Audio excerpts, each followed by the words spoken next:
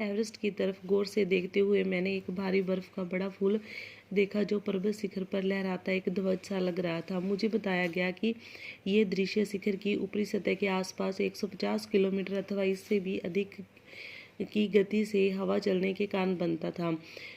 बछेंद्री पाल कह रही है कि मैं एवरेस्ट की तरफ गौर से देखते हुए, गौर मीन ध्यान से देखते हुए मैंने एक भारी सारे बर्फ का बड़ा फूल देखा जो पर्वत शिखर मीन चोटी पर लहराता एक ध्वज सा लग रहा था। कहते बड़ा सारा जो फूल बर्फ का बना हुआ था ना, वो पर्वत की चोटी पर एक ध्वज मीन झंडे के रूप में लहराता हुआ लग रहा था।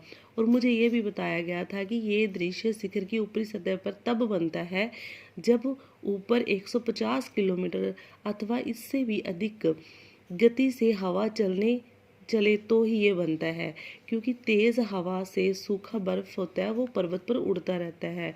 और बर्फ का ये ध्वज अगर इसी तरह से बर्फ उड़ती रही तो ये ध्वज 10 किलोमीटर से या इससे भी लंबा हो सकता है, क्योंकि जिस तरह से जैसे बच्चे धीरे धीरे सूखी बर्फ उड़ती रहेगी, इकट्ठा होती रहेगी और वह एक आकार, जो बर्फ का आकार, टुकड़े का आकार बड़ा हो जाएगा, फिर फूल के रूप में हमें दिखाई देता है और धीरे धीरे एक लहराता हुआ ध्वज दिखाई देता है।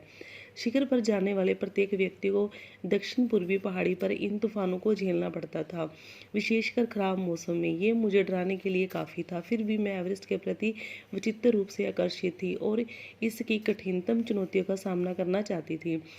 विजेंद्री पाल जी कह रहे हैं कि मुझे कहते जो शिखर पर हर व्यक्ति को दक्षिण पूर्वी पहाड़ों पर जाना पड़ता था ना, दक्षिण पूर्वी पहाड़ी पर अगर इन तूफानों को झेलना ही पड़ता था, तब खासकर जब मौसम खराब हो।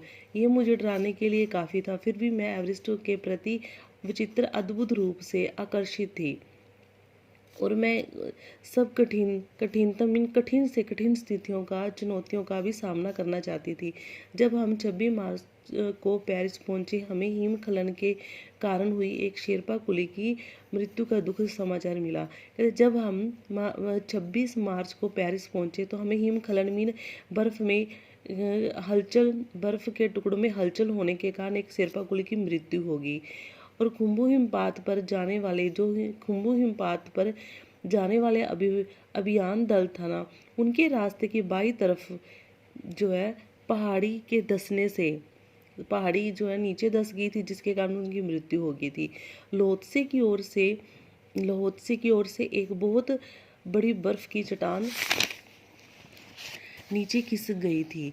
16 शेरपा कुलियों के दल में से एक की मृत्यु हो गई थी। जो लोत्से की कहते हैं ना, लोत्से स्थान पर एक बहुत बड़ी बर्फ की चट्टान नीचे धंस गई थी, उसी के कारण 16 शेरपा कुलियों के दल में से एक की मृत्यु हो गई और बाकी 4 है जो घायल हो गए थे, जख्मी हो गए थे।